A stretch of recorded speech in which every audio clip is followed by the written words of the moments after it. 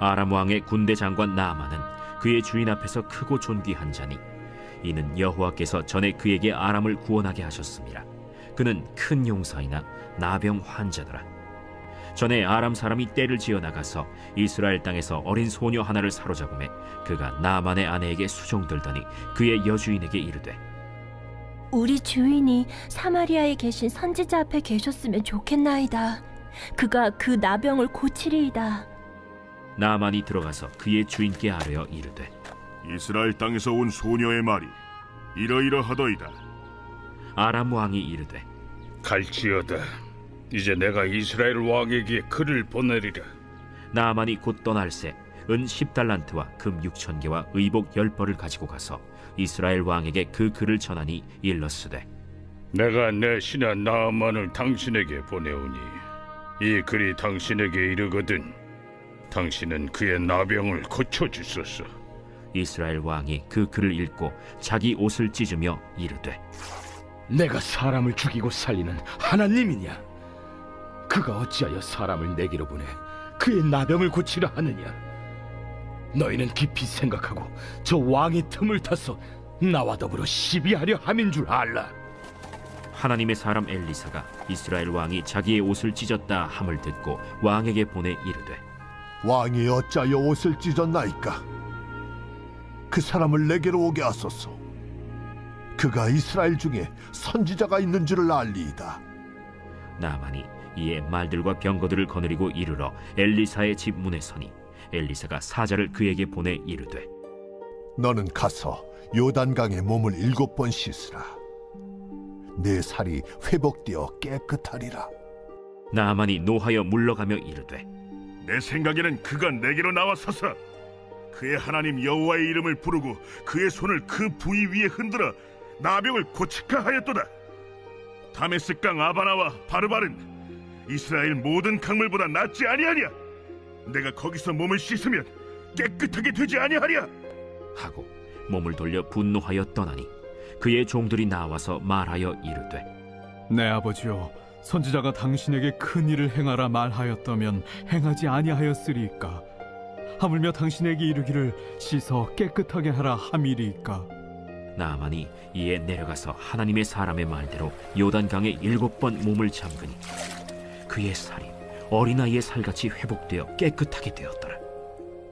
할렐루야. 오늘도 우리를 위해 일하시는 주님의 이름을 찬양합니다. 우리 놀라우신 하나님 앞에 우리 감사와 찬양과 영광의 큰 박수 올려드리겠습니다. 아름다우신 주님, 거룩하신 주님, 우리를 위해 세일을 행하신 주님을 찬양합니다. 할렐루야. 저희 일부에도 박수를 다시 쳤는데요. 정말 하나님이 딱 보시기에 정말 이들의 마음이 나를 향했구나. 정말 그 마음이 주님 앞에 들도록 우리 다시 한번 우리 하나님 앞에 우리 감사와 영광과 찬양의 큰 박수 올려드립니다. 주님 우리의 모든 것, 주님 우리의 찬양이 되심으로 인해 주님의 보좌를 높여드립니다. 주님 영광을 받아 주시옵소서. 할렐루야. 네, 언제나 우리의 예배와 우리의 모든 것은 주님 앞에 드려지는 것에 있어서는 최상의 것, 최선의 것, 전심의 것이 되기를 주님의 이름으로 축복합니다. 네, 오늘 이 시간 하나님의 특별한 은혜 가운데 한 몸이를 우리 포도의 성도들 한번 바라보시면서요. 오늘 이 시간 영상으로 함께 예배하는 우리 모든 글로벌 포드 식구들을 향해서도 우리 한번 따뜻한 사랑과 격려와 축복의 박수를 서로에게 보내도록 하겠습니다. 주님의 놀라우신 은혜가 우리 모두에게 있게 되기를 주님의 이름으로 축복합니다. 사랑하는 여러분, 성령 충만하십시오. 말씀 충만하십시오. 오늘 함께 예배하는 이 자리가 치유하시는 은혜, 회복하시는 영광, 오직 하나님만이 하실 수 있는 그 일을 나타내시는 그 은혜의 현장 되기를 주님의 이름으로 축복합니다. 우리 옆 사람과 이렇게 축복하며 인사했으면 좋겠는데요. 당신을 위한 은혜가 준비되었습니다. 이렇게 한번 인사 나누시겠어요? 당신을 위한 은혜가 준비되었습니다. 그 은혜에 동참하는 저와 여러분 되시기를 주님의 이름으로 축복합니다. 여러분, 이 만화가 고우영의 일쯤에는요, 1975년 신문 연재로 시작한 작품입니다. 이 작품에 보면 버려진 어린 일쯤애를 구해준 이 걸치라는 거지가 나오는데요. 이 거지는 남의 문간에서 이렇게 밥을 얻어먹는 사람이죠. 이 걸치는 자기뿐만 아니라 일쯤애의 연인, 이 월희를 딸처럼 데리고 다니면서 이렇게 밥을 얻어다가 먹입니다. 누군가가 거저 베푼 호의에 의존해서 삶을 연명하는 것이죠. 그런데 여러분, 이 거지에게 있어서 절대 있어서는 안 될 것이 하나 있는데요. 혹시 그게 뭔지 아세요? 바로 자존심입니다. 자존심이 있는 한 거지 노릇을 할 수 없어요. 자존심을 지키고자 하는 한 아무것도 얻을 수 없습니다. 여러분, 하나님 앞에서 우리 역시 마찬가지예요. 거저받는 은혜, 하나님께서 베푸시는 사랑의 호의로 인생을 살고 싶다면 여러분, 우리에게 자존심은 있어서 안 됩니다. 은혜는 자존심을 내려놓은 다음에야 구할 수 있는 것이에요. 저는 이번 한 주 살면서 하나님 앞에서 이 마음을 드렸어요. 하나님 앞에서 나 자신을 주장할 수 있는 것 하나 없는 거지 같은 마음으로 오직 하나님의 은혜를 구한다고요. 이 마음이 준비되어야 하나님 편에서 은혜가 예비됩니다. 오늘 본문 속의 주인공에게 가장 필요했던 것이 바로 이 마음이 아니었을까 생각되는데요. 오늘 우리가 함께 살펴볼 말씀의 주인공은 나아만 장군입니다. 나아만 장군은 주전 800년에서 900년경에 이 아람 나라의 군대 장관이었는데요. 당시 이 아람 나라는 지금의 시리아 지방에 있는 매우 강대국이었습니다. 아람과 이스라엘의 관계는 종종 군사적인 충돌과 외교적인 교류를 반복하며 대립과 협력을 오갔어요. 저희 열왕기 하에 기록된 사건에서 아람은 이스라엘을 여러 차례 침략하거나 압박하는 모습을 보이기도 했는데요.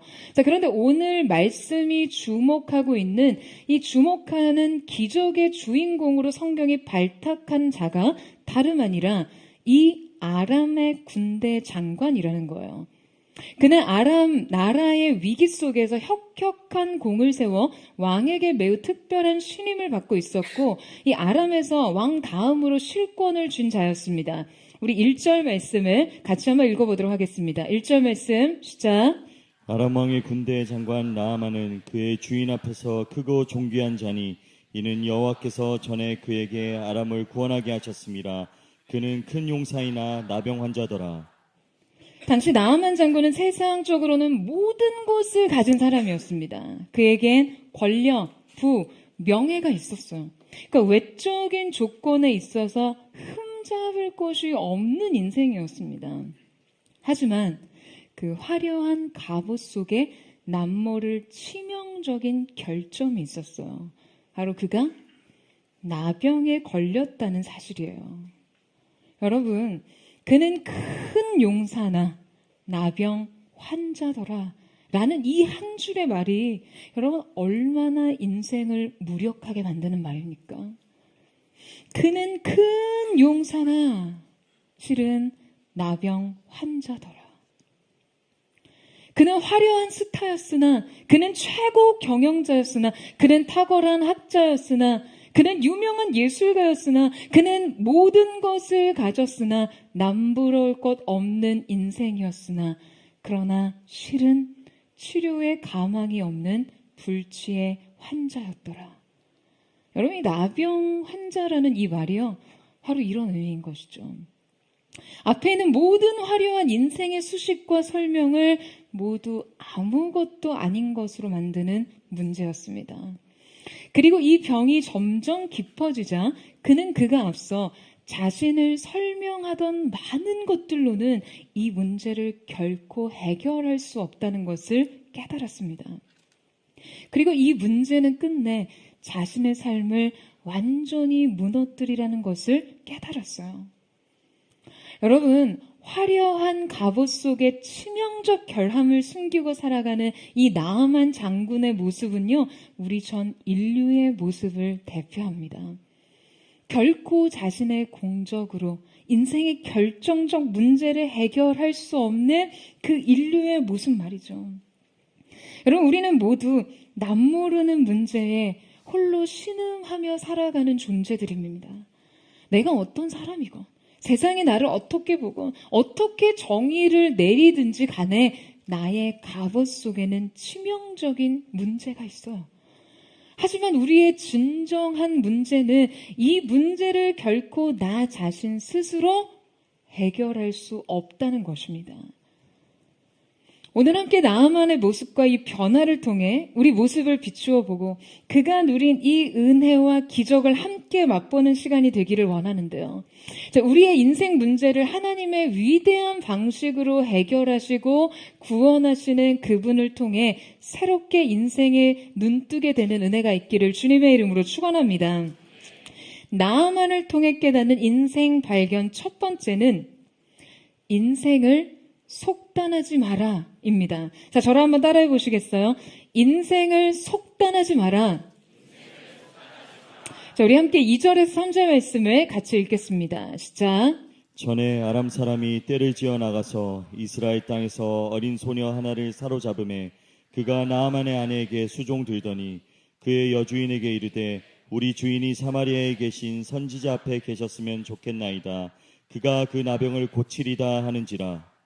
자, 여러분 오늘 말씀에 매우 독특한 인물이 한 명 등장하는데요. 바로 성경에 이름조차 기록되지 않은 어린 소녀입니다. 성경은 그녀가 지금 나아만 앞에 서게 된 경위를 설명하면서도 지금 굳이 그녀의 이름은 기록하고 있지 않아요. 사실 나아만 장군의 삶에 미친 이 아이의 영향력을 생각한다면요, 이 소녀의 이름을 언급할 만도 한데요. 지금 성경이 끝내 이 소녀의 이름을 언급하지 않은 이유는 아마도 이 나아만 장군과 대비되는 이 소녀의 그 비천함, 그 무력한 존재감을 더 강조하기 위해서는 아닐지 생각해 봅니다. 이 소녀는 나아만 장군의 아내를 수종들던 어린아이였는데요. 자, 이 소녀가 나아만의 집에 오게 된 경위를 매우 간략하게 설명하죠. 아람과 이스라엘의 국지전에서 포로로 지금 잡혀와서 나아만 아내, 장관의 아내를 수종들게 된 것이었어요. 자, 그런데 여러분 보통 이 고대 전쟁에서 이렇게 포로로 잡혀오는 사람들은요, 대개 노동계급이나 하층민들이 아니었습니다. 그러니까 왕실이나 고위 관료들의 자녀들로서 이들은 정치적 포로였어요. 그 나라의 인재들을 정치적으로 노예화하는 것이죠. 그러니까 이 아이가 하층민 출신이었다면 당시 사회적 분위기를 고려해 볼 때 이러한 어린 나이의 종의 신분으로 나아만 장군의 아내에게 여러분 어떤 의견과 어떤 정보를 제공할 수 있었겠어요? 쉽지 않은 일이죠. 그러니까 지금 이 소녀는 자신의 고국 이스라엘에서 굉장한 고위층의 삶을 살다가 어느 날 아람 군대의 침략에 의해서 어쩌면 부모나 가족을 모두 잃고 이 적국으로 끌려와 적국의 수장의 집에서 종으로 살아가게 된 운명이었던 거죠. 그러니까 소녀에게 나아만은요, 소녀의 삶 전부를 그냥 완전히 망가뜨린 존재였다고 해도 과언이 아닙니다. 어린 소녀는 부모와 조국과 삶의 터전을 모두 잃고 지금 이곳에 와서 나아만의 가정을 섬기고 있었는데요.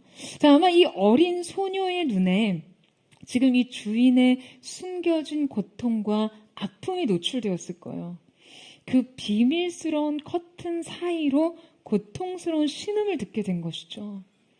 어쩌면 나아만이 밤마다 종들이 길어온 물로 그의 환부, 상처를 씻어내며 절규하고 있었을지 모릅니다.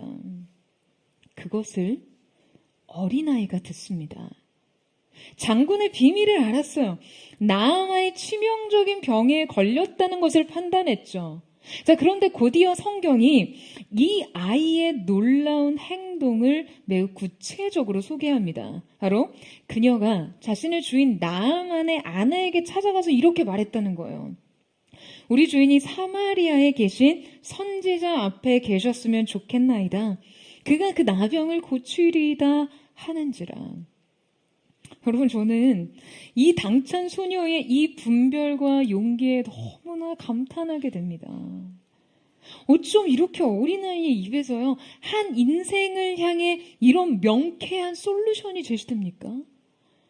여러분, 지금 소녀의 말을 들어보면요, 그녀의 발언과 행위를 성경이 그저 어디서 풍문을 듣고 온 말을 그냥 주인에게 넌지시 일러준 정도로 소개하고 있지 않습니다. 말하자면 소녀는 지금 단지 저기 어디 가면 그 용한 사람이 있다는데 그 사람은 못 고치는 병이 없다는데 거기 한번 가보는 게 어때요? 여러분 이런 말을 한 게 아니라는 거예요. 성경이 직접적인 설명을 하고 있지는 않지만 이 소녀의 발언엔 놀라운 통찰과 믿음과 용기가 포함되어 있다는 것을 간접적으로 알려줍니다. 앞서 성경이 나아만을 소개했을 때 여러분 그에 대해서 어떻게 설명하고 있습니까? 그러면 1절 말씀 다시 보시겠어요? 같이 한번 읽겠습니다. 시작. 아람 왕의 군대 장관 나아만은 그 주인 앞에서 크고 존귀한 자니. 그런데 이 어린 소녀가 나아만의 치료책에 대해서 주인에게 말하면서 여러분 지금 뭐라고 하고 있다고요? 주인이 사마리아에 계신 선지자 앞에 계셨으면 좋겠나이다 라고 언급합니다. 지금 소녀의 발언은요, 앞서 나아만의 삶에 대한 설명에서 그 대상만을 바꿔서 말하고 있어요. 소녀는 나아만의 인생에 대한 통찰을 갖고 있었어요. 그가 이제 새로운 주인 앞에 서야 한다는 사실을 말이에요. 나아만의 인생이 지금 누구 앞에 서야 하는지 알고 있었던 것이에요. 여러분 게다가 이 소녀는요 믿음 또한 가지고 있었습니다. 나아만이 그 선지자 앞에 서면 반드시 나을 것이라고요. 하나님 앞에 서면 반드시 살 수 있다는 것을요. 여러분 이 믿음이 없다면 지금 포로 출신의 이 어린 종이 적국의 수장에게 이 먼 길을 떠나 자신의 고국 어딘가 그 변방에 있는 선지자를 만나고 오라는 여러분 이 제안을 할 수 있을 거라고 생각하세요? 그 여행이 어떤 수고로움을 감수해야 하는지 알고 있다면 그 수고가 헛된 결과를 가져왔을 때 자신이 치러야 할 대가에 대해서도 판단할 수 있을 텐데요. 얼마나 큰 확신이 있어야 포로 출신의 종 주제에 지금 주인에게 여러분 이런 제안을 할 수 있겠냐는 거예요. 그리고 이 확신에서 전한 이 말에 이러한 확고한 믿음이 있지 않고서 또 믿음은 들음에서 난다는 원리가 작용하지 않고서 소녀가 나아만의 아내에게 전한 말이 결국 나아만을 움직일 수 있겠냐라는 것이죠. 여러분 저는 이 말씀을 묵상하면서 삶이 참 묘하고 신비롭다라는 생각을 합니다. 여러분 이 소녀의 삶은요 사실 그냥 여기 오면서 이미 끝장난 거 아니었나요? 부모를 잃고 가족을 잃고 삶의 터전을 잃고 자신의 기반 모두를 잃고 이방 적국의 포로로 와서 몸종으로 사는 데서 이미 끝난 줄 알았는데요. 하나님의 역사는 이 작고 미천하고 이름 없는 자의 믿음을 통해 일어났습니다. 성경은 이 어린 소녀의 입에서 나온 말이 한 사람의 인생을 변화시키고 또 이것이 전 인류의 대표자로서 수천 년이 지나도록 우리에게 어떤 복음을 제시하고 있는지를 깨닫게 하고 있어요. 사랑하는 여러분, 기억하세요. 세상 보기에 끝장난 인생, 미천한 삶, 과거를 추억하는 자체가 아픔이고 그냥 내일에 대한 전망은 어둠뿐이었던 삶에서 놀라운 해안이 제시될 수 있었던 것처럼 세상이 여러분의 삶, 여러분의 자유와 삶 전부를 파괴하고 박탈하고 포로로 끌어간다고 해도요. 여러분이 만약 이 해답을 가진 자라면 적국의 수장조차 여러분의 말을 귀담아 들을 수 있다는 것을 반드시 기억하시기를 축원합니다. 여러분, 우리에게 이 통찰과 이러한 믿음이 있다면요. 여러분의 출신, 여러분의 나이, 직업, 재정, 상황, 삶의 조건, 여러분 이러한 기준은 아무런 소용이 없다라는 것이죠. 저는 여러분의 믿음의 확신에 찬 그 고백이 세상을 움직이는 능력이 되기를 축원합니다. 비천하고 모잘것없어 보이는 여러분의 인생, 믿음의 한마디가 사람의 인생을 변화시키고 나라와 민족을 변화시키는 움직이는 하나님 역사의 동력이 되기를 주님의 이름으로 축원합니다. 또한 성경이 이 소녀와 나아만 장군의 삶을 소개하면서요. 자, 그녀의 삶과 나아만의 삶이 하나님의 위대한 역사를 만들어내기까지 너무나 촘촘한 개연성을 가지고 얽혀 있다는 점에 참 놀라웠어요. 하필 지금 나아만 장군이 전쟁을 벌이던 이 지역에서 이 소녀를 집에 데리고 오다니요. 하필 이 소녀가 나아만의 아내에게 발탁돼 그녀를 수종들게 되다니요. 게다가 이 소녀가 엘리사를 알고 있었고 대단한 믿음의 소유자였다니요. 그녀의 비상한 통찰력과 비범한 용기와 총명이 어찌나 총기어리던지 나아만 아내도 나아만 장군도 여러분 이 어린 소녀의 말을요 하찮게 듣지 않았어요. 각자의 인생의 고유한 역사가 이렇게 씨줄과 날줄이 맞물리듯 맞물려 어떻게 하나님 나라의 역사의 재료가 되었는지 여러분 참 놀라울 뿐이죠. 여러분 놀라우세요? 여러분 그래서 우리도 우리의 삶에 대해서 희망할 수 있습니다. 우리의 삶의 작은 이야기, 일상적인 만남 속에서도 이 어린 소녀의 영감과 통찰과 믿음만 있다면 여러분 삶의 이야기는 너무나 의미 있어지고 우리의 믿음은 기적의 재료가 될 수 있고 우리의 서사는 하나님의 역사가 될 수 있습니다. 여러분 이 사실을 믿으세요? 그 기적의 발화점이 되는 그러한 믿음의 사람들이 되시기를 주님의 이름으로 축원합니다. 그 어떤 사람도 자기 인생을 속단하지 않고 믿음의 눈을 들어 하나님의 역사를 바라보는 저와 여러분 되시기를 주님의 이름으로 축원합니다. 나아만을 통해 깨닫는 인생 발견 두 번째는 성공에 의존하지 마라입니다. 저를 따라해 보시겠어요? 성공에 의존하지 마라. 자, 우리 함께 4절에서 6절 말씀을 같이 한번 읽겠습니다. 시작. 나아만이 들어가서 그의 주인께 아뢰어 이르되 이스라엘 땅에서 온 소녀의 말이 이러이러하더이다 하니 아람 왕이 이르되 갈지어다 이제 내가 이스라엘 왕에게 그를 보내리라 하더라. 나아만이 곧 떠날새 은 10달란트와 금 6,000개와 의복 10벌을 가지고 가서 이스라엘 왕에게 그 글을 전하니 일렀으되 내가 내 신하 나아만을 당신에게 보내오니 이 글이 당신에게 이르거든 당신은 그의 나병을 고쳐주소서 하였더라. 자, 여러분 이 나아만이 엘리사에게 접근하는 방식을 보면요. 나아만의 세계와 정체성 또 그가 어떠한 인물인지를 알 수 있습니다. 자, 그는 지금 엘리사에 가기 위해 좀 뭘 하고 있죠? 그는 자신의 주인이 왕 앞으로 나아가 자신의 치유를 위해 지금 이스라엘의 선지자를 찾아가겠다고 허락을 받습니다. 그러자 왕이 선뜻 그를 가게 하면서 아주 적극적으로 이스라엘 왕에게 편지를 써보내는 거예요. 그만큼 지금 이 나아만에 대한 왕의 신임이 두터웠고 또한 나아만의 치유에 대해 이러한 정성을 쏟을 만큼 이 나아만의 문제가 자신에게도 중대했다라는 의미겠죠. 그리고는 나아만이 떠날 때 은 10달란트와 금 6,000개와 의복 10벌을 가지고 갔다라고 기록되어 있습니다. 나아만이 지금 이때 주섬 챙겨간 이 은금과 의복의 가치를요, 우리가 사는 이 현대적 가치로 환산을 해보면요, 은 10달란트는 약 3억 6천만 원 정도, 또 이 금 6,000세겔은요, 약 63억 원 정도에 해당합니다. 별로 놀라질 않으세요. 제가 여러분의 재정적이 굉장히 그릇이 크신 것 같아요. 근데 여러분 성경학자들이 지금 이 정도의 재정 공세면 이건 분명히 국가적 재정이 투입되었을 것이라고 봅니다. 그러니까 말하자면 아람의 최고 군사 영웅으로서 나아만을 고치기 위해 나라가 투자를 하고 있는 거예요. 그러니까 여러분 어떠세요? 지금 이 돈을 보니까 현실감 오시는 분 있지 않으세요? 사람 마음이요. 지금 이 돈 보니까 나아만의 목숨이 훨씬 더 아깝습니다.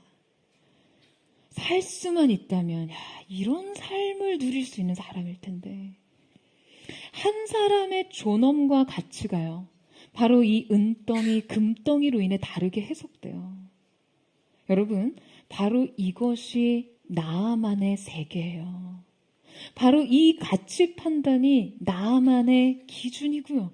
이것을 모두 가지고도 살 수 없는 자신의 문제. 이 문제가 나만을 이토록 절박하게 했지만 동시에 그는 너무나 당당했습니다. 왜요? 자신은 이 많은 것을 가진 사람이기에 자신이 필요로 하는 치유의 대가를 결코 구걸하듯 얻을 필요 없이 정당한 대가를 충분히, 아니 그 이상으로 지불할 수 있다는 것을 보여주고 싶었던 것이죠. 너무 당당하고 멋집니다. 여러분 절대 구질구질하지 않아요. 그냥 이리저리 치면서도 예수님 옷자락이라도 한번 붙잡고 싶어서 그 수많은 군중 틈에 기어 들어간 비참했던 혈류병 걸린 여인처럼 비루하지 않고요.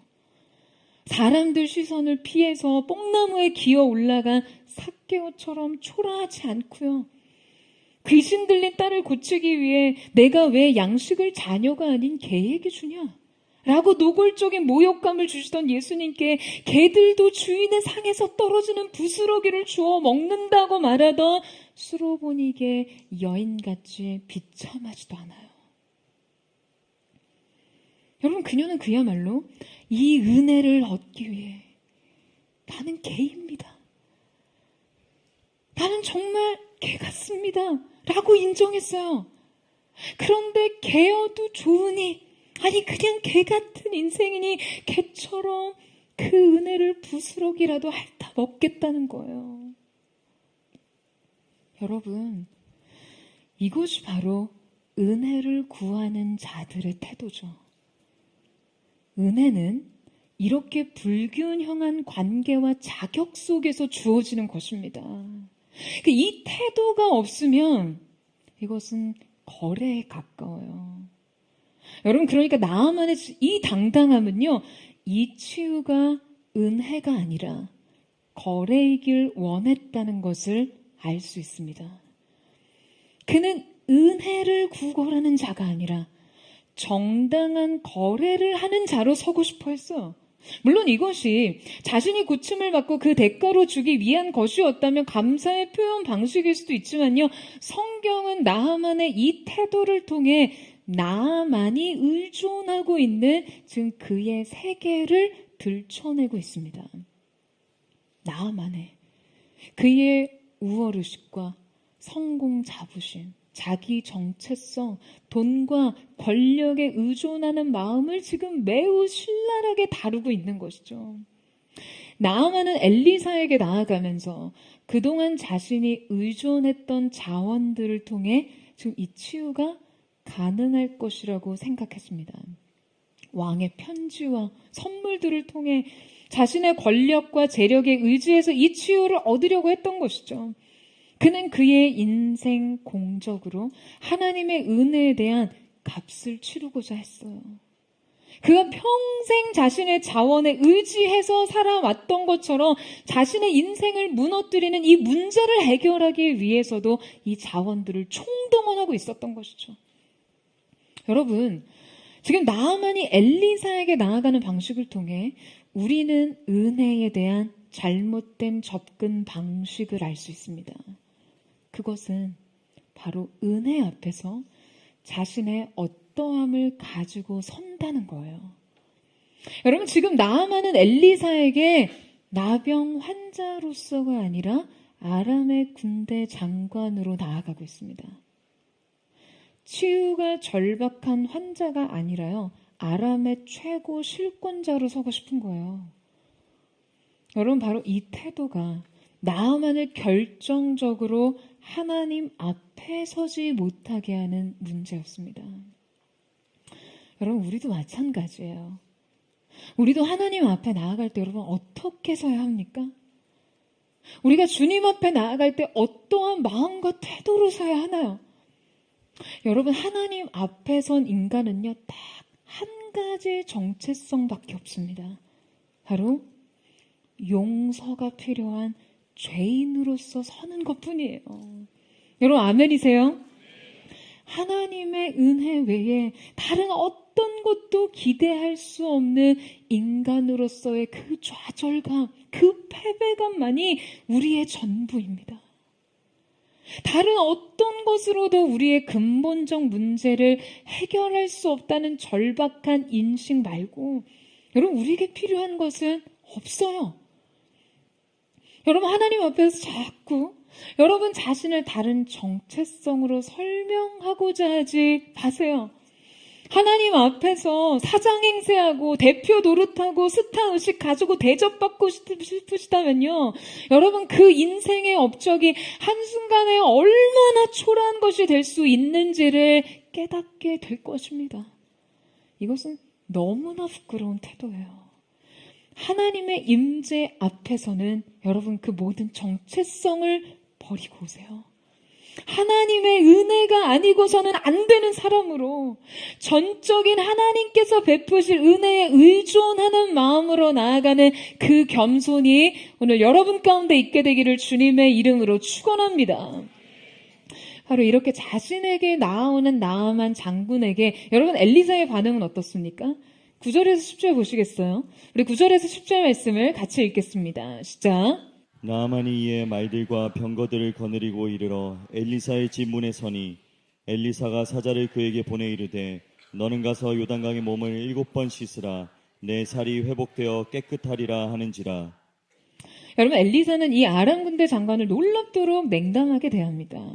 아니 그래도 사람이 기본적으로 여러분 예의가 있죠. 상식적으로 군대 장관 뭐 이런 걸 다 떠나서 사람이 왔으면 나와서 대면을 해야 할 거 아니에요.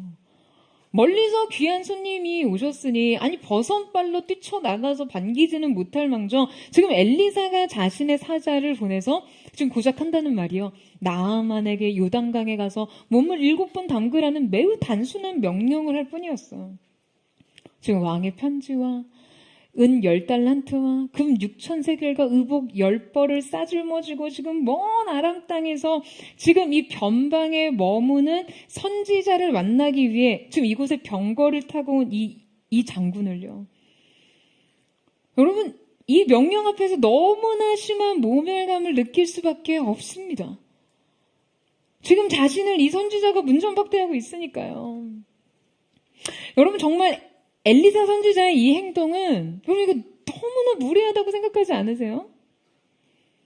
아무 생각이 없으세요? 여러분 제가 여러분을 이렇게 대했다고 생각해 보세요. 그냥 그날로 섭섭마귀가 들어가가지고 정말 난리 나지 않겠습니까? 아니 지금 이거 어쨌거나 국제적 인물에 대해서 관례에도 어긋나는 행동일 뿐만 아니라 이거 기본적인 예의가 결여된 행동 아니에요? 그리고 그거 다 떠나서 그게 인간적으로 조금 화가 나지 않습니까? 지금 질병과 고통의 문제로 먼 길을 찾아온 병자를 향해 지금 이 엘리사가 한 행동은요. 이거 정말 기본적인 인류애조차 부족해 보인다. 뭐 이런 생각 안 드세요? 여러분 지금 엘리사가 왜 나아만 장군을 이토록 문 밖에 세워두고 이런 냉담하고 무례한 행동을 하는 것일까요? 여러분 엘리사는 알고 있었어요. 그가 지금 자신에게 어떠함을 가지고 나오는지요.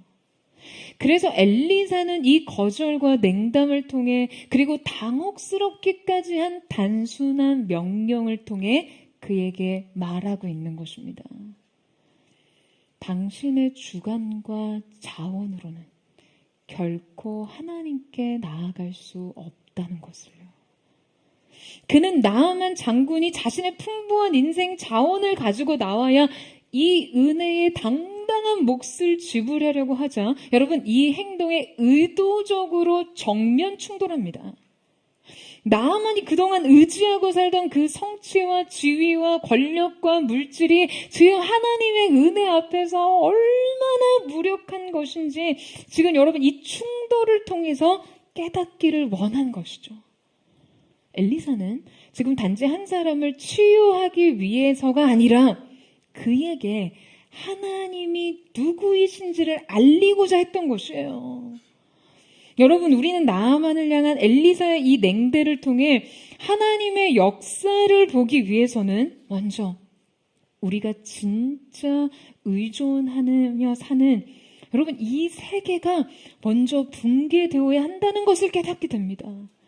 그러니까 나 자신에 대한 당당함, 나의 성취, 나의 지위, 나의 권력과 인생 자원, 나의 성공 근성, 여러분, 이 모든 것에 대한 의존과 주장은 하나님의 은혜를 얻기 위해 가장 큰 걸림이 된다는 것을 깨달아야만 합니다. 여러분, 아멘이세요?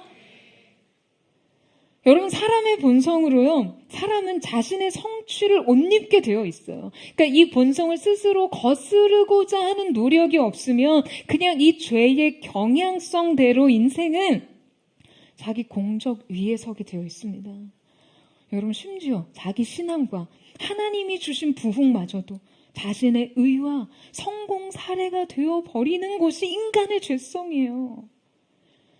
여러분, 성공이 그냥 성공으로 끝나지 않고 여러분 자신의 어떠한 존재 근거와 가치에 지나친 척도가 된다면요, 여러분, 그 성공 굉장히 위험해집니다.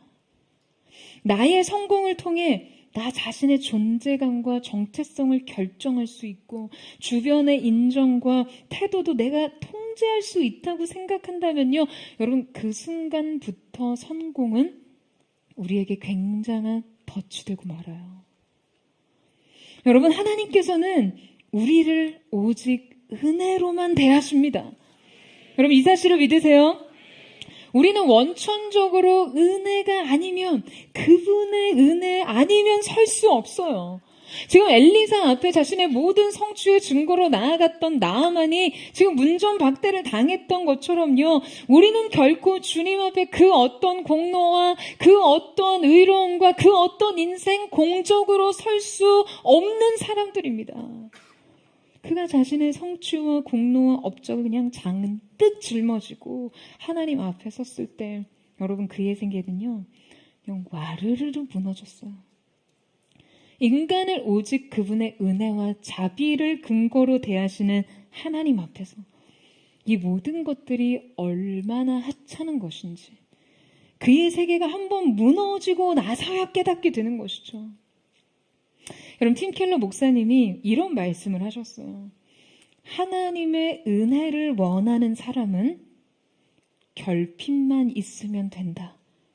즉, 아무것도 없으면 된다.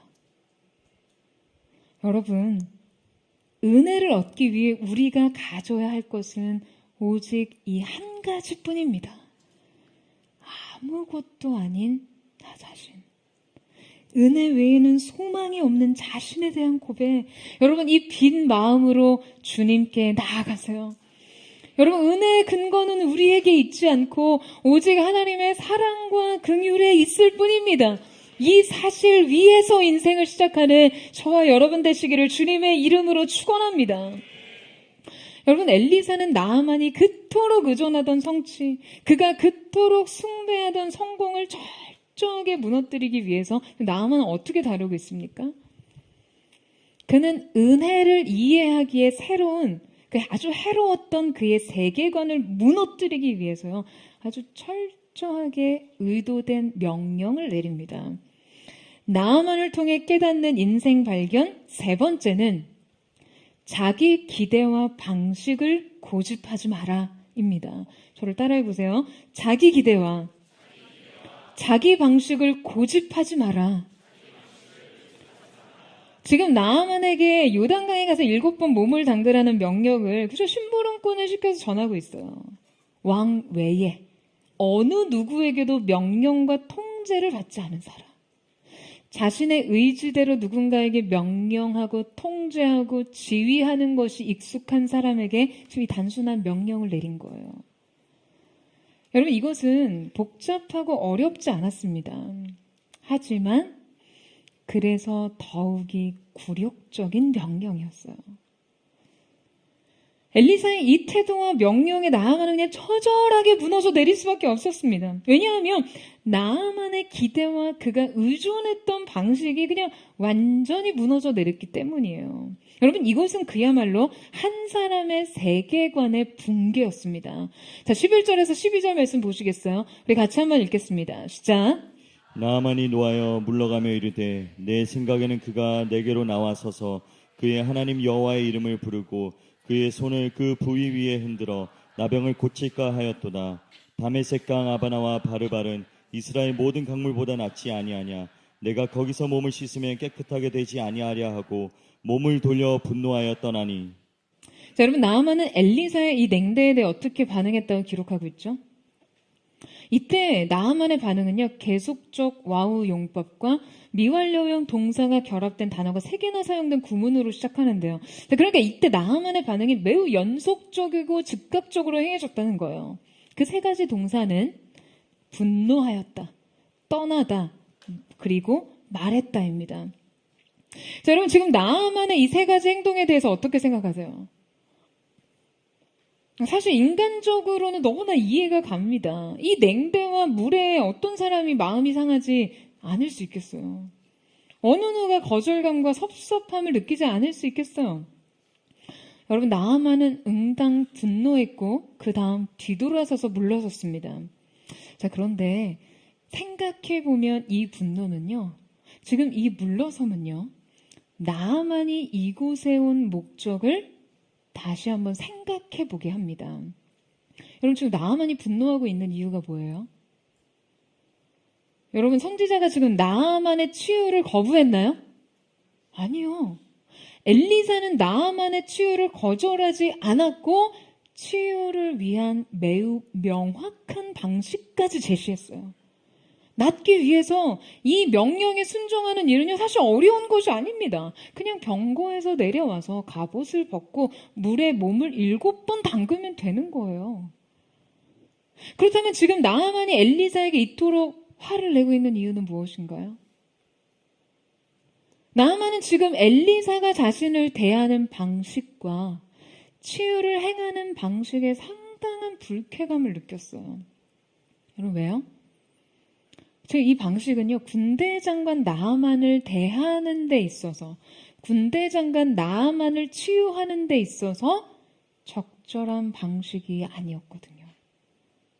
어느 나병 환자를 치유하는 데에는 적절할지 모르지만요, 나아만 장군에게는 적절하지 않은 방식이었습니다. 자신이 납득할 수 없는 예우였고 자신의 합리에는 맞지 않았어요. 그래서 나아만이 말해요. 내 생각에는 그가 내게로 와서. 그는 선지자, 이 엘리사가 자기 신의 이름을 불며 손을 흔들며 나병을 고칠까 하였도다라고 말하는데요. 이때 손을 흔들어에 해당하는 것은 당시 고대 근동 지방의 주술적 그런 의식과 관련된 행위였어요. 그러니까 그에게 선지자의 예우와 치유에 대해서 애초에 기대했던 방식이 있었던 거예요. 이 기대는 자신의 신분과 정체성과 지위에 부합하는 것이었어요. 나병 환자 나아만이 아니라 군대 장관 나아만과 관계된 것이죠. 그런데 그 기대와 방식이 화르르 무너져 내린 거예요.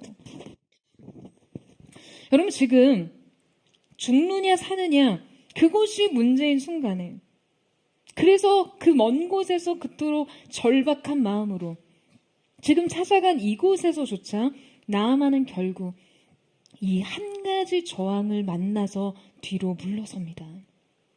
바로 자신의 기대와 방식에 대한 거짓말이에요. 정작 자신이 죽고 사는 문제에 자신을 가로막고 있는 문제는요, 내 생각이었어요. 생명보다 죽음보다 그 자신에게 너무 과도한 영향력을 행사하고 있었습니다. 여러분, 그는 말해요. 아바나와 바르빌 강이 이스라엘에 있는 모든 강보다 더 낫지 않냐고요. 그렇다면 여러분, 이 아바나와 여러분 이 바르빌 강이 대체 어떻길래요? 지금 이 아나바 강은요, 당시 그리스인들과 로마인들에게는 크리소로아스, 즉 황금의 강이라고 불릴 정도로 굉장히 맑고 깨끗한 그런 강이었습니다. 반면에 요단강은 수심이 깊지도 않을 뿐더러 아주 짙은 진흙색을 띠는 혼탁한 강이었어요. 그러니까 얼핏 보기에는 그냥 흙탕물, 구정물 같이 보이기까지 합니다. 그러니까 지금 나아만의 기준에서 자신이 몸을 담과 치유를 일으킬 만한 강물이려면 적어도 황금의 강 정도는 돼야 효염이 있지 않겠냐는 거예요. 이 치유의 의식마저도 자신의 품위와 지위에 걸맞는 외적 조건을 갖추기를 원했던 것이죠. 구원마저도 내가 기대하고 납득할 수 있는 방식으로 지금 나의 삶 속에 일어나기를 바라는 것이에요. 여러분, 바로 이 기대와 방식이 먼저 무너져야 하나님께서 일하시기 시작합니다. 여러분, 아멘이세요? 여러분, 왜 그렇습니까? 여러분, 우리는 우리의 구원자 되신 그분의 주권에 결코 저항할 수 없고, 그분의 구원의 방식 역시 여러분, 우리가 통제하거나 선택할 수 없다는 사실을 깨달아야 하기 때문이에요. 여러분, 하나님의 생각은 우리의 생각과 다르십니다. 하나님은 하나님의 뜻대로 일하세요. 하나님께서는 그 어느 것에도 제한받지 않고 일하십니다. 여러분, 우리 인생에 너무나 자주 하나님의 절대적 주권 앞에서 우리가 의존하고 기대서고 기대하던 그 하찮은 방식이 지금 얼마나 아무것도 아닌지를 깨닫는 순간들이 찾아옵니다. 저는 부디 그 깨달음이 여러분 인생에 아프지 않게 주어지기를 바라요. 우리의 영혼이 하나님 앞에 처음부터 끝까지 은혜 없이는 설 수 없는 절박한 죄인의 정체성을 가지고 겸손히 선다면 여러분, 우리는 고난과 좌절 속에서가 아니라 그저 그분의 임재 안에서 이 깨달음을 얻을 수 있을 것입니다. 그때 우리는 비로소 하나님을 조금 더 알고 인생의 비밀 또한 깨닫게 되는 것이죠. 그렇다면 하나님의 이 절대적 주권과 명령 앞에 나아만 장군은 끝내 어떤 결정을 내렸습니까? 나아만을 통해 깨닫는 인생 발견 마지막 네 번째는 믿음으로 순종을 완성하라입니다. 저를 따라해 보시겠어요? 믿음으로 순종을 완성하라. 우리 14절 말씀을 같이 읽겠습니다. 시작. 나아만이 이에 내려가서 하나님의 사람의 말대로 요단강에 7번 몸을 잠그니 그의 살이 어린아이의 살같이 회복되어 깨끗하게 되었더라. 여러분, 지금 엘리사에 의해 매우 주도적이고 의도적으로 행해진 이 치유의 의식은 어떠한 것이었습니까? 지금 앞서 살펴봤듯이 엘리사가 나아만에게 치유를 위해 요구한 것은 너무나 쉽고 단순한 명령이었어요. 그러나 이 명령은 너무나 쉬웠기 때문에 어려웠고 너무 단순했기 때문에 적합하지 않았습니다. 여러분, 엘리사의 요구는요, 단도직입적으로 이런 말이었죠. 병거에서 내려와서 옷 벗고 강에 들어가. 한 번 아니라 7번 반복해. 여러분, 병거에서 내려와야 했습니다. 자신이 누구인지를 말해주는 옷을 벗어야 했어요. 옷을 벗으니 자신의 환부가 드러납니다. 자신의 비참한 상태를 직면해야 했어요. 이제 그저 그냥 가망 없는 환자로 서야 했습니다. 병거 탄 장군으로는 은혜를 받을 수 없었어요. 자기 자랑과 자기 성취의 자부심을 다 내려놓고 자기의 성공과 성취에서 내려와 강에 들어가야 했습니다. 여러분, 어쩌면 이때 그가 벗은 것은요, 그의 갑옷이 아니라 그의 자존심이었습니다. 그가 내려온 것은 병거가 아니라 자신의 성취, 자부심이었어요. 여러분, 만약에 엘리사가 나아만을 이 나아만의 기대대로 치료했다면 어땠을까요? 나아만이 기대했던 대로 엘리사가 치유했다면 여러분 어땠을까요? 그는 분명히 그저 이스라엘의 신조차 자신의 신분과 그의 위상에 합당한 대우를 했다라고 판단했을 거예요. 자신의 존재 가치와 자신이 건넨 그 보상에 걸맞는 대우 말이죠. 여러분, 우리 인생의 가장 귀한 것은요, 하나님이 어떠한 분이신지를 깨닫는 일입니다. 여러분 아멘이세요? 하나님께서는 때로 이 깨달음을 주시기 위해 여러분 우리를 인생 병거에서 내려오게 하시고 우리의 인생 갑옷을 벗기기도 하세요. 하나님께서는 늘 누군가에게 명령만 내리고 살던 그에게 이 말도 안 되게 단순한 명령을 굴욕적으로 시행하게 하심으로써 하나님께서는 결코 누구의 명령도 받을 필요가 없는 분이라는 것을 알게 하셨습니다.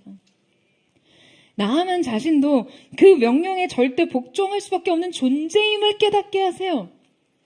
주님이 누구시며 자신은 그 앞에서 누구인지를 깨닫게 하시는 것이죠.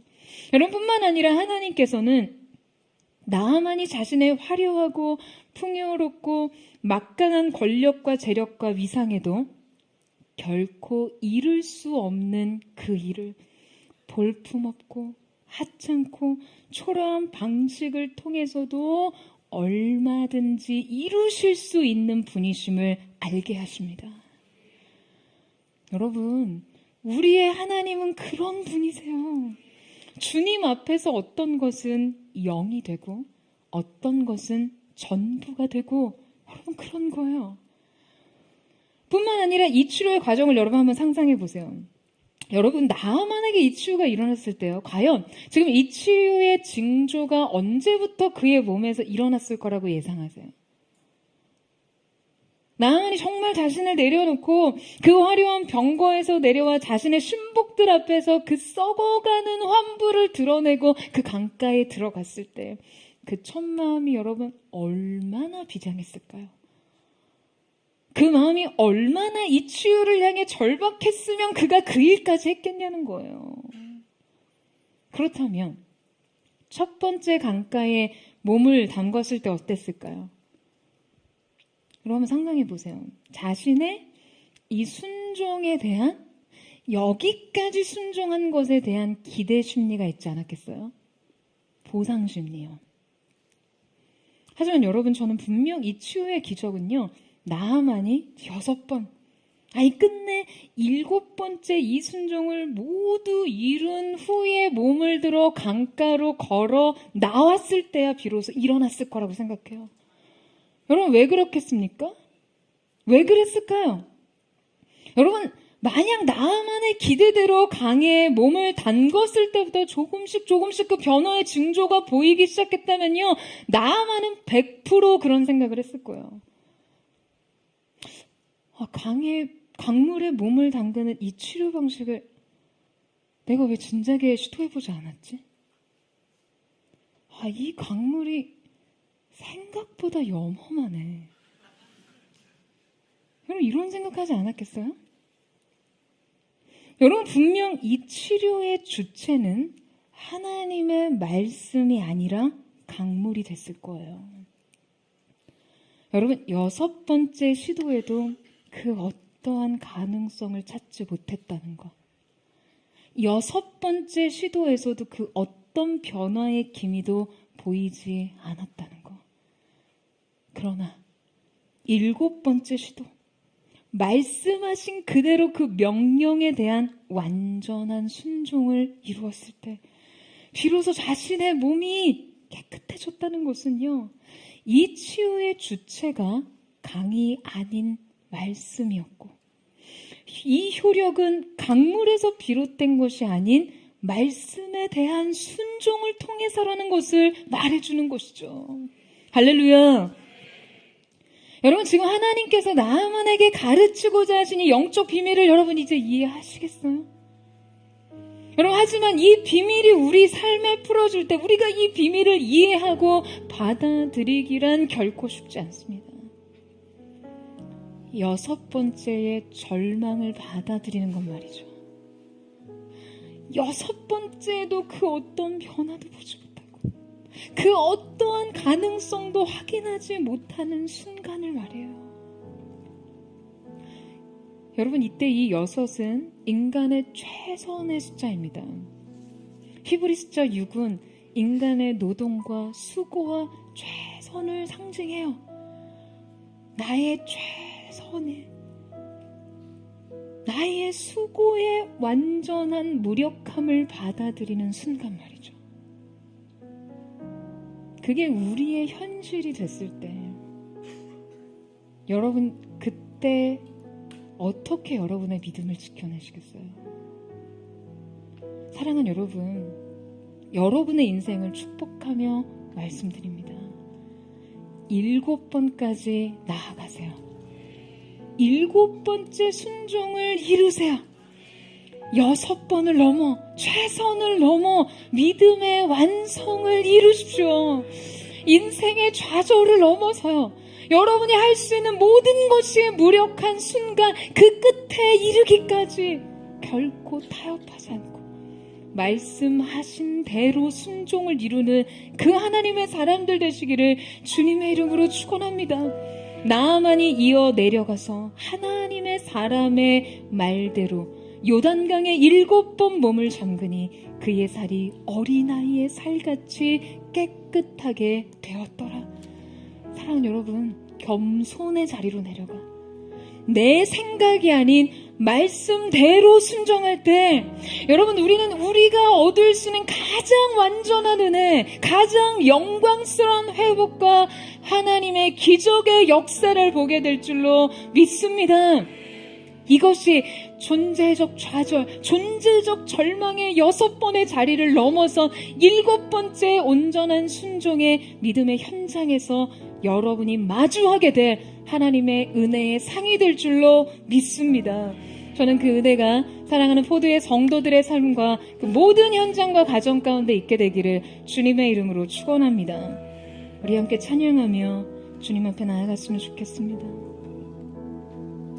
사랑하는 주님, 주님이 부르신 은혜의 자리에서도 여전히 화려한 인생 경거 위에서 여전히 내 삶을 설명해주는 수많은 화려한 갑옷 속에 가려 내 자신을 직면하지 못한 채 그저 이 상태로 부어지는 하나님의 은혜와 축복과 기적만을 구했던 우리의 삶을 주님 앞에 내려놓기를 원합니다.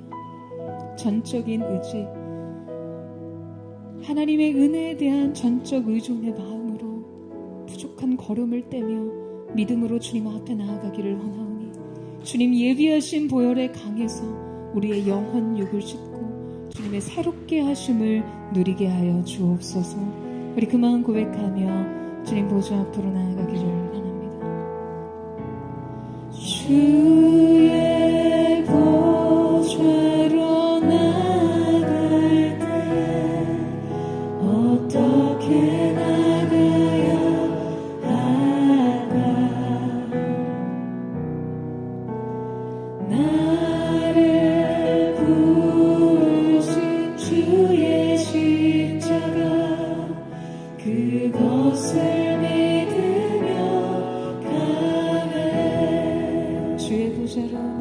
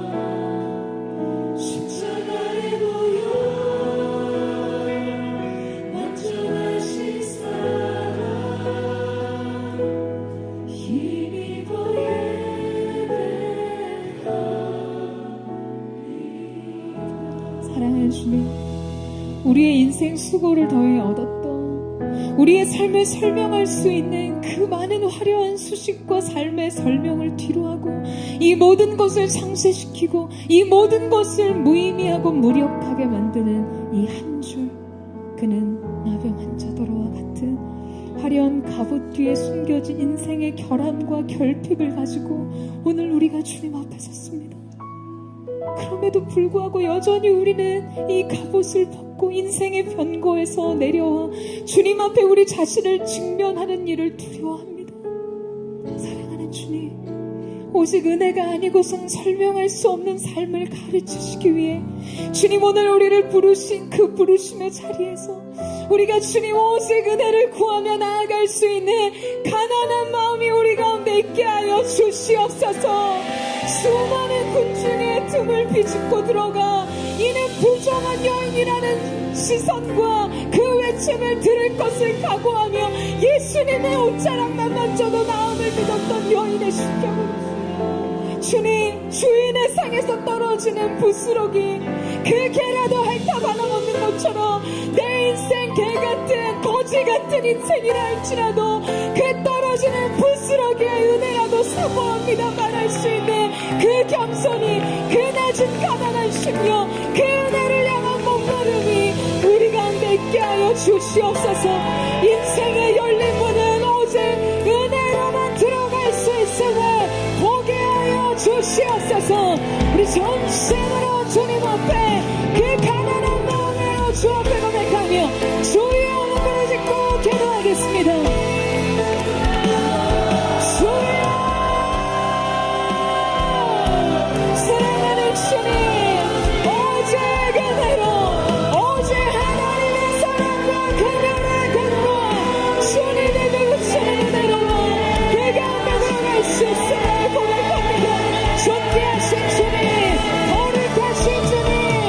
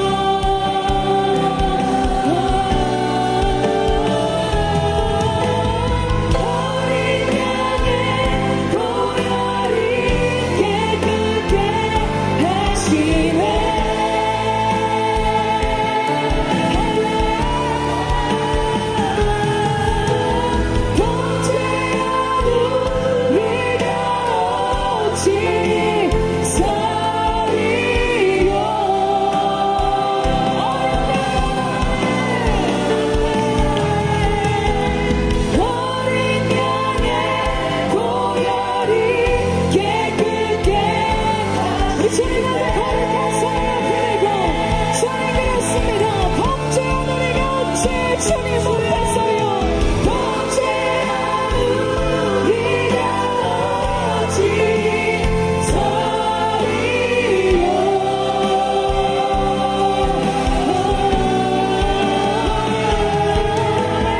어린 양의 보혈을 깨끗게 하시네.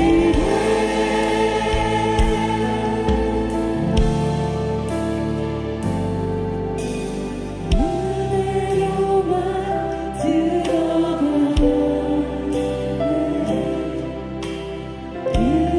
은혜로만 선하네. 우리의 노력이 아니니 어린 양의 보혈로 은혜로 들어가는 주님의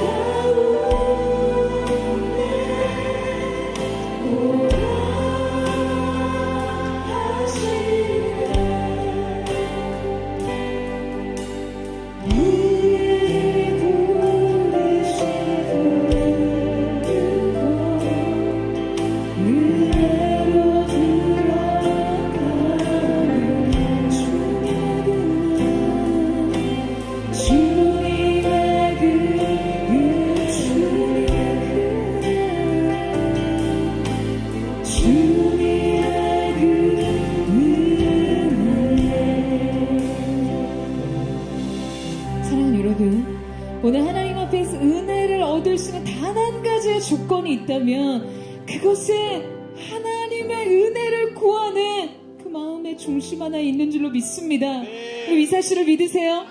여러분의 인생 병거에서 내려와 여러분의 인생 화려한 갑옷을 벗고 비참한 모습 그대로 은혜가 아니고서는 소망이 없는 그 모습 그대로 직면하여 주님 앞에 서는 것인 줄로 믿습니다. 여러분 정말 이 준비가 되어 있으세요?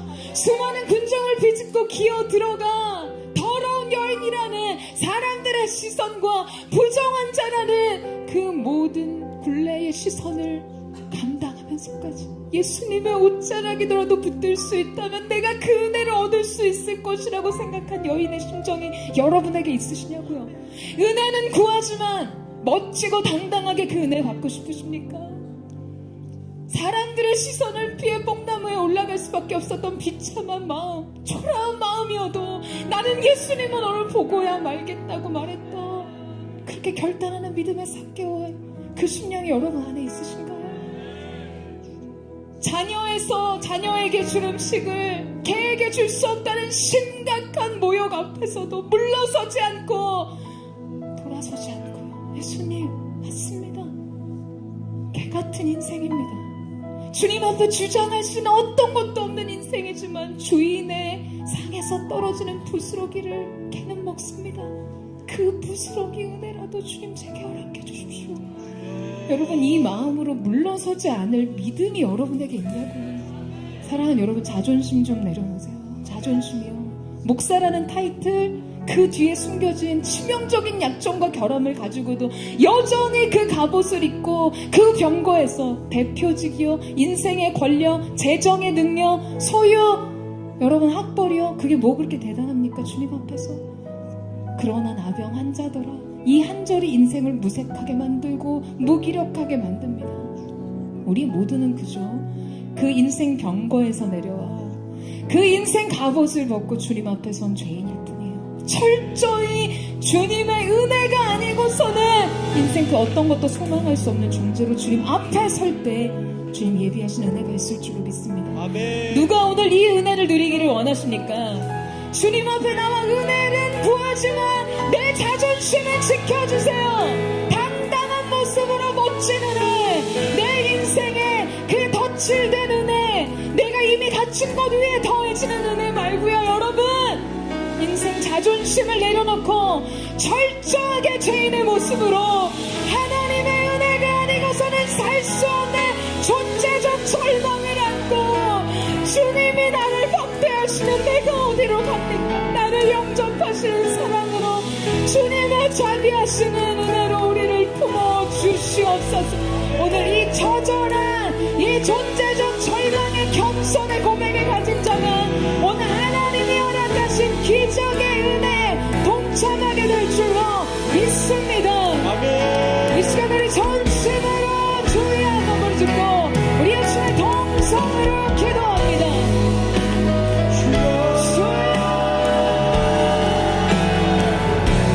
사랑하는 주님, 우리가 겸손히 인생 경과에서 내려와 내 생각에는 우리의 삶을 망치고 있는 이 우리 자기 존재에 대한 근심과 우리의 생각과 방식을 내려놓기를 원합니다. 주님 돌파하게 하여 주십시오. 벗어버리게 하여 주십시오. 진정하게 하여 주십시오. 모든 대피 도망치는 날 예수님의 이름으로 꺼질지어다. 뒤로 물러서서 침략에 빠지는 자들이 되지 않게 하여 주시옵소서. 예수께로 아버지께로 인생 두 손 들고 찾아올 수 있는 이 겸손, 이 처절한 자기 존재적 절망에 대한 인식이 우리 모두에게 있게 하소서. 이 마음으로 참아다 주님의 은혜를 누리게 하여 주옵소서.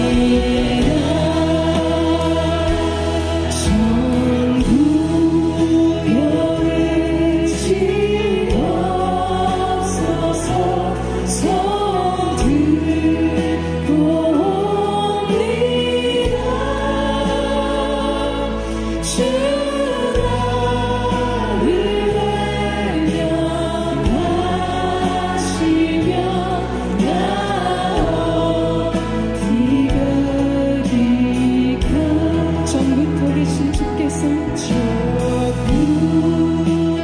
계신 주께서 여주를 죄인을 보혈로 구해 주시니 그 사랑은 내 죄를 씻기 위하여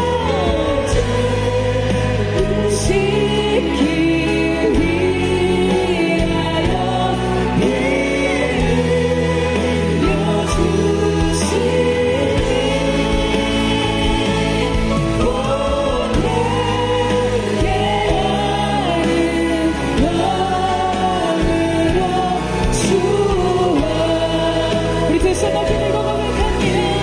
나 예수를 지어 예수를 지함으로 큰 권능 받아서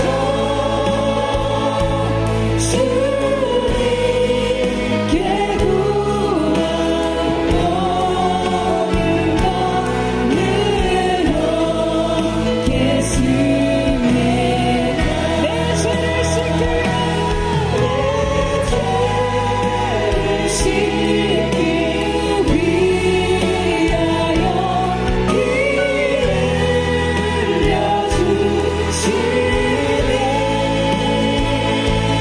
구한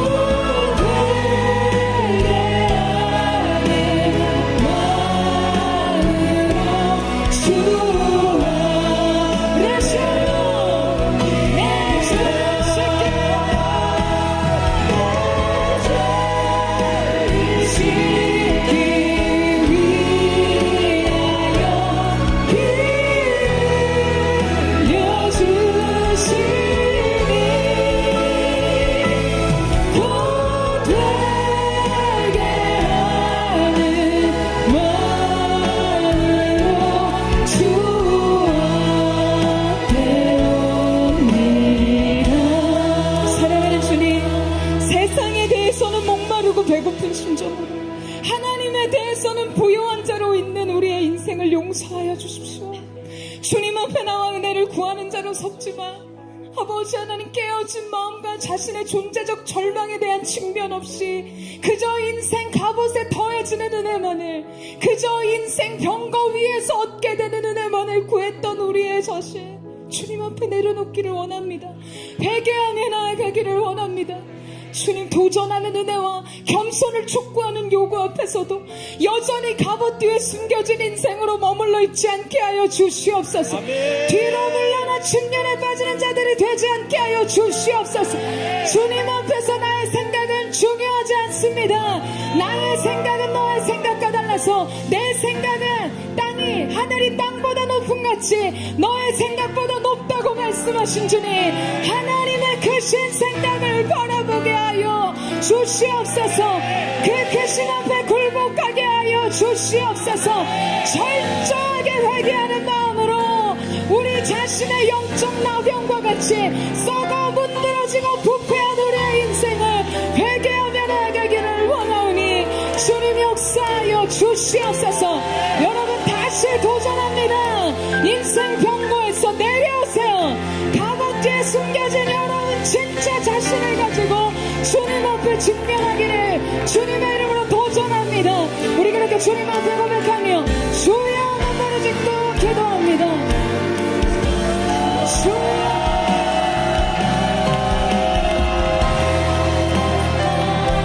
어느하신 주님, 주님의 놀라우신 은혜가 우리 마음에 나타나게 하여 주옵소서.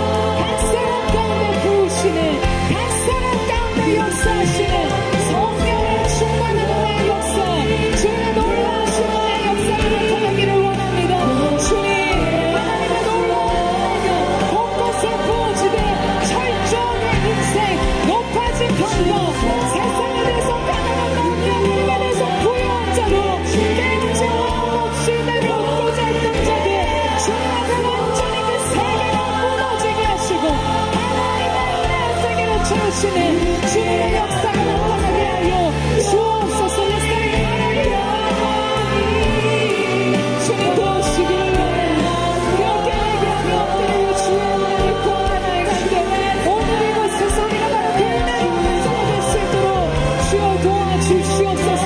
우리의 방식과 우리의 자존심, 우리의 뜻을, 우리의 생각을 내려놓고 주님 앞에서 내려주옵소서. 이런 곳에 영원히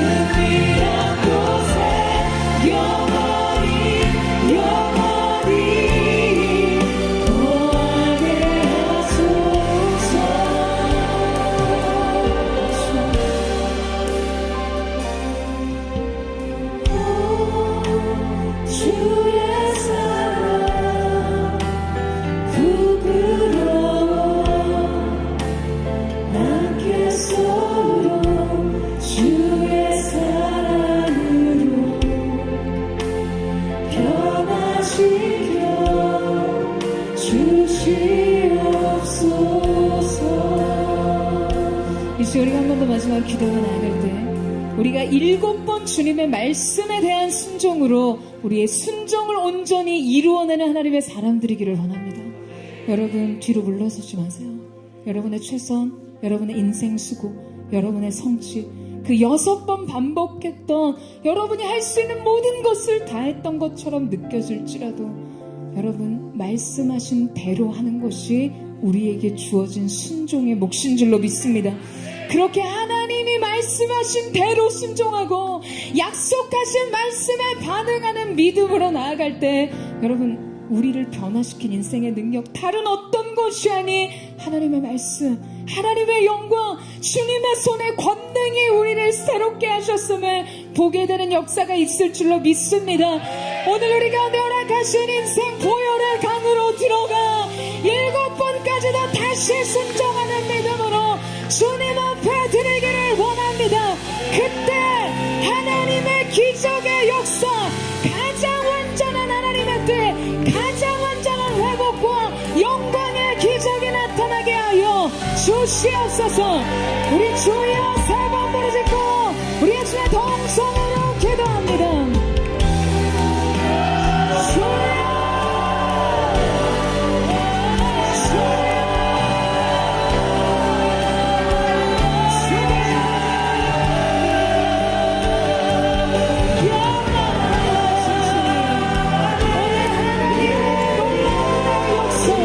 기적의 역사 주님의 말씀을 실천하며 7번 다시 말씀을 우리의 인생 얻은 것이 없지만 우리의 수고에 대한 보상도 우리의 기대도 무력해졌으나 다시 7번까지 주님 앞에 서나가 있게 하여 주옵소서.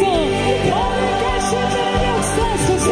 영광 가운데 우리의 머리를 드시는 주님, 우리의 모든 인생 수치와 두려움, 불안감없이 모든 것을 물러서게 하신 전에 돌파하는 믿음으로 순종하는 능력으로 전쟁도 전진하게 하셔서 마침내 7번 말씀하신 대로 순종할 때 가장 완전한 우리의 뜻과 회복의 역사를 하게 하고 주옵소서.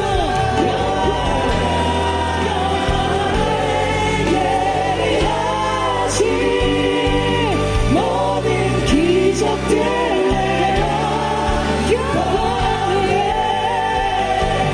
영광 안에서 있네. 나의 머리들 이런 영광 안에 예배하신 모든 기적들 내가 영광에 예배하신 영광 안에 예배하신 모든 기적들 내가 사랑하는 주님 그렇습니다. 오늘 하나님께서 허락하신 인생 보혈의 강으로 내려가 오늘 우리의 인생 병거에서 내려와 인생 화려한 갑옷을 벗어던지고 하나님 비참한 우리의 존재를 직면함으로 주님의 은혜를 얻을 자가 되었음을 믿습니다. 오늘 주님 말씀하신 그대로 선지자의 말대로 7번 그 몸을 담그니 그 살이 회복되어 어린아이같이 새로워졌다는 말씀처럼 가장 태초의 원형의 모습의 아름다움 오늘 주님 우리의 삶 속에 말씀하신 그대로의 역사가 나타나게 하여 주시옵소서. 기적의 역사가 시작되